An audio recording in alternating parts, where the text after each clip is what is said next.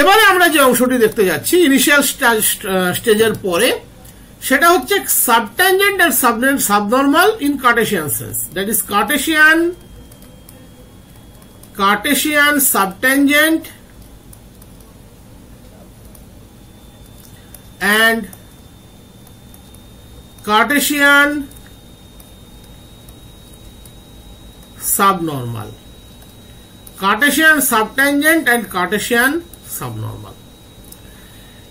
এটা মনে রাখার জন্য সবথেকে সহজ রাস্তা, মনে রাখবে ট্যানজেন্টের দিকে সাবট্যানজেন্ট থাকে, নর্মালের দিকে সাবনর্মাল থাকে। এটা মনে রাখতে পারলেই এক্ষেত্রে আর কোনো সমস্যা কিন্তু নেই। আমি একটা স্ট্রাকচারটা যতটা পারা যায় ড্র করে দেখাচ্ছি। ধরে নাও এই একটি কার্ভ, আমরা প্রথমে ওএক্স ও ওয়াই নিলাম,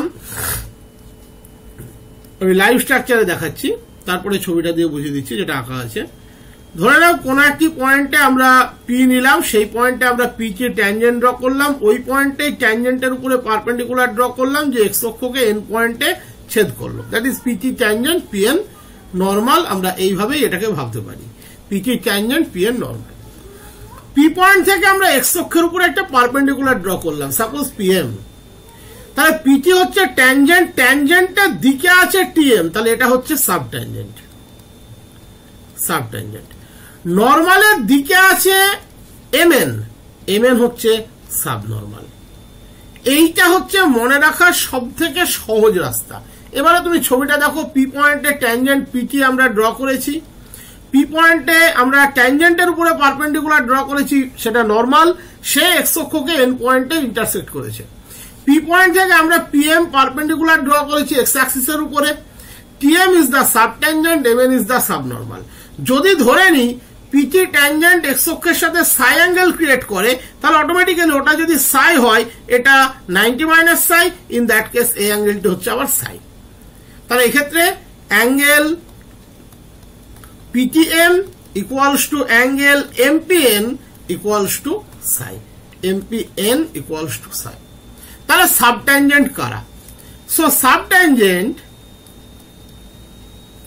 তুমি মনে রাখবে শুধু এইটুকুই যেটুকু আমি বলছি, subtangent equals to TM equals to y cot psi equals to y by y one. এটি তুমি মনে রাখবে। টিএম ইজ দ্য সাবট্যানজেন্ট, যেটা সাবট্যানজেন্টের দিকে আছে, এমএন ইজ দ্য সাবনর্মাল। সাবট্যানজেন্টের ফর্মুলাটি হচ্ছে y cot psi, that is y by y one. সাবনর্মালের ফর্মুলাটি হচ্ছে y y one, that is y tan psi. Subnormal equals to MN y tan psi equals to y y one. এবারে এখান থেকে একটা জিনিস খেয়াল করে দেখো, যদি আমরা কোন কার্ভের কোন একটি সার্টেন পয়েন্ট এক্স ওয়াই এর জন্য সাবট্যানজেন্ট আর সাবনর্মাল তাদের লেন্থের প্রোডাক্ট নিই, তাহলে আমরা পাবো y by y one into y y one, that is y square. ওয়াইটা সাধারণত কি অর্ডিনেট অফ দ্যাট পয়েন্ট তার square, ordinate of that point তার স্কোয়ার। এবং একটা জিনিস মনে রাখবে, সাবট্যানজেন্ট সাবনর্মাল এরা কিন্তু distance.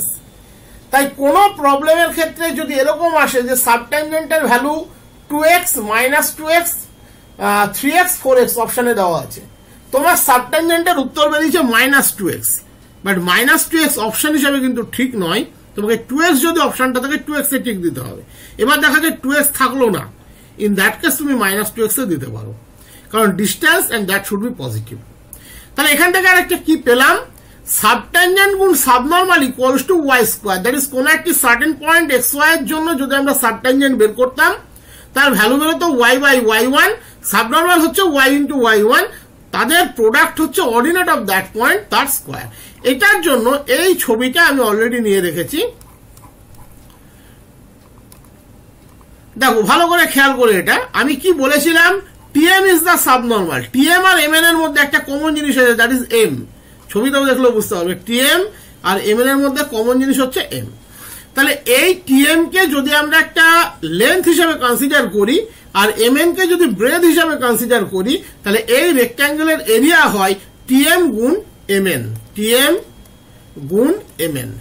that is area of a rectangle formed by subtangent and subnormal of a curve is equal to ordinate of that square of the ordinate of that point. এটা মনে রাখার মতো জায়গা, শর্ট জিনিস কিন্তু মনে রাখবে। এবারে এই ছবিতে আরো কিছু আছে। এই যে পিটি দেখতে পাচ্ছ ছবিতে, পিটি এই যে লেন্থ, এটাকে আমরা বলি লেন্থ অফ ট্যানজেন্ট। আমি ফর্মুলাগুলো লিখে দিচ্ছি, ফর্মুলাগুলো কিন্তু মনে রাখতে হবে। PT equals to length of tangent at P, PT equals to length of tangent at P। এর ফর্মুলা হচ্ছে সাই দিয়ে যদি লেখো y cosec psi, আর যদি নর্মাল স্ট্রাকচার ওয়াইজ লেখো ডেরিভেটিভের রেসপেক্টে y by y1 square root of 1 plus y1 square. This is the length of tangent at P। এবারে একই রকম ভাবে এই যে নর্মালটা এক্স অক্ষকে ছেদ করেছে এন পয়েন্টে, যাতে পিএন, এটাকে আমরা বলি লেন্থ অফ নর্মাল। তাহলে PN equals to length of normal at P. তাহলে তার ফর্মুলা কি হবে? তার ফর্মুলা হবে y into square root of 1 plus y1 square, that is y sec psi. This is the formula for length of normal. এবারে হচ্ছে intercept of tangent at on the Axis. দেখতে পাচ্ছ এখানে যে ট্যানজেন্টটা আমরা নিয়েছি, এই যে ট্যানজেন্টটা আমরা নিয়েছি এক্স অক্ষকে টি পয়েন্টে ছেদ করেছি। আমরা যদি একে আরো বাড়াতাম, এই ওয়াই অক্ষকেও কোন একটি পয়েন্টে কিন্তু ইন্টারসেপ্ট করতো। তাহলে ইন্টারসেপ্টটা আমরা কি বুঝি? ইন্টারসেপ্টটা কিন্তু একটা বিশেষ ফর্মুলা দিয়ে মনে রাখা হয়। তাহলে ওটি অংশটা সে এক্স অক্ষে ইন্টারসেপ্ট করেছে, আর এখানে যে যদি আমরা এটাকে নাম দিই ও জি, তাহলে ও জি অংশটা ওয়াই অক্ষে ইন্টারসেপ্ট করবে। তাহলে ইন্টারসেপ্টের ফর্মুলা দুটো একটু মনে রাখবে।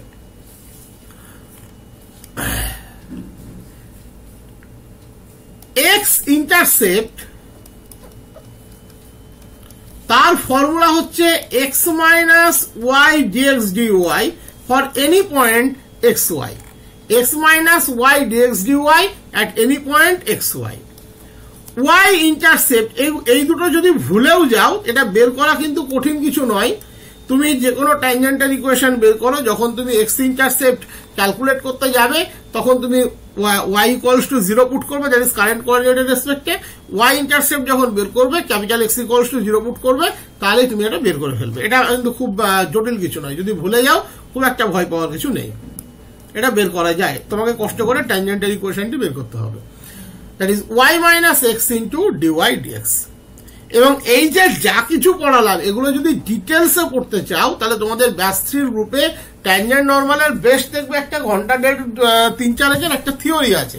পুরো যদি আমরা পেডাল ইকুয়েশন অব্দি ধরি, সেটা 5-6 ঘন্টার একটা থিওরি আছে, এবং সেটা খুব ইন্টারেস্টিং। অলরেডি অনেকে পড়ে ফেলেছে, আমাকে মেসেজও করেছে কয়েকজন যে খুব ভালো লেগেছে। তো সেটা পড়ে ফেললেই হয়ে যাবে। আর যাদের বলছো যে না আমরা অতটা ডিটেলসে যেতে চাইছি না, তারা সামারিটা দেখবে, কোনো অসুবিধা নেই।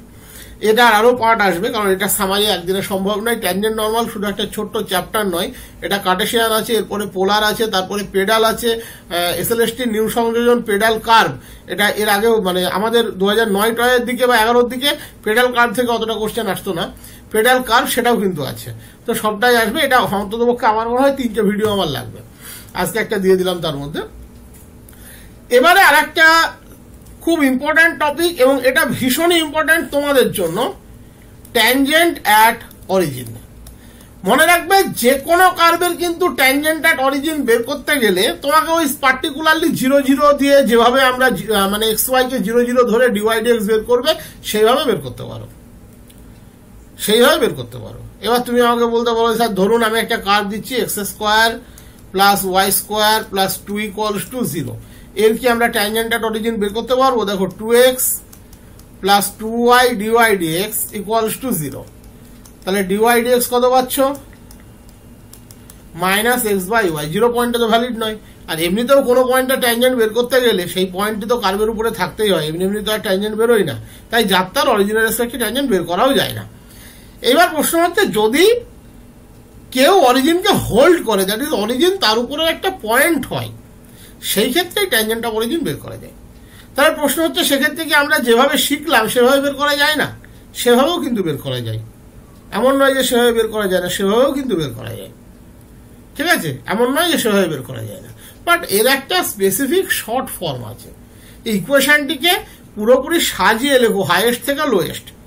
এবার লোয়েস্ট ডিগ্রি টার্মটাকে ইকুয়েট করবে জিরোতে, তবে তুমি পাবে ট্যানজেন্ট অরিজিন। এবারে একটা শর্ত কি, কার্ভটাকে কিন্তু অরিজিন দিয়ে পাস করতে হবে, দ্যাট ইজ অরিজিন, তার উপরে একটা পয়েন্ট হতে হবে, আদারওয়াইজ কিন্তু ট্যানজেন্ট আর অরিজিন বের করা যায় না। তাহলে এক্ষেত্রে if a curve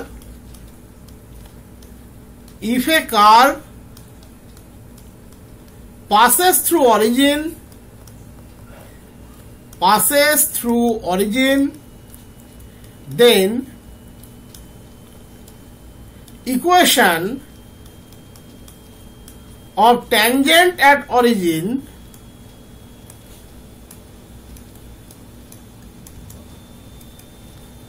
of an algebraic curve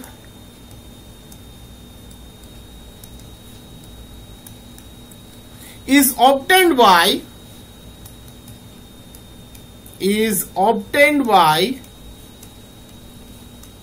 equating to zero the terms of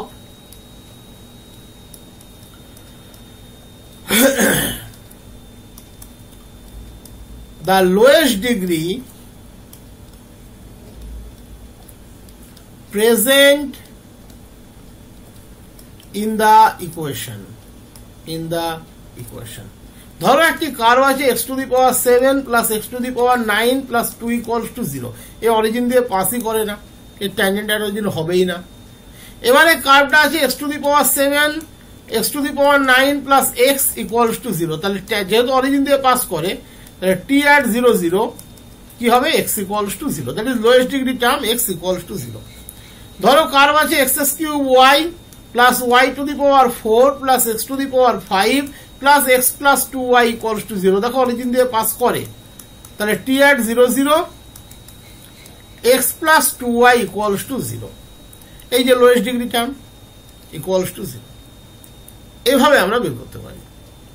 ধরো একটি কার্ভ আছে x cube y plus y to the power 4 plus x to the power 9 plus x into x plus 2y equals to 0। Origin দিয়ে pass করে, সুতরাং tangent at 0 0 আমরা কি পাবো, x plus 2y equals to 0 and x equals to 0 আমরা পাবো। That is যে সমস্ত কার্ভ অরিজিন দিয়ে পাস করে তাদের ক্ষেত্রেই আমরা খুঁজছি, সবার ক্ষেত্রে কিন্তু নয়, এটা মনে রাখতে হবে। তো এই অবধি পার্ট 1টা কমপ্লিট হলো, আবার আমি পার্ট 2টা কোনো এক সময়তে দেবো।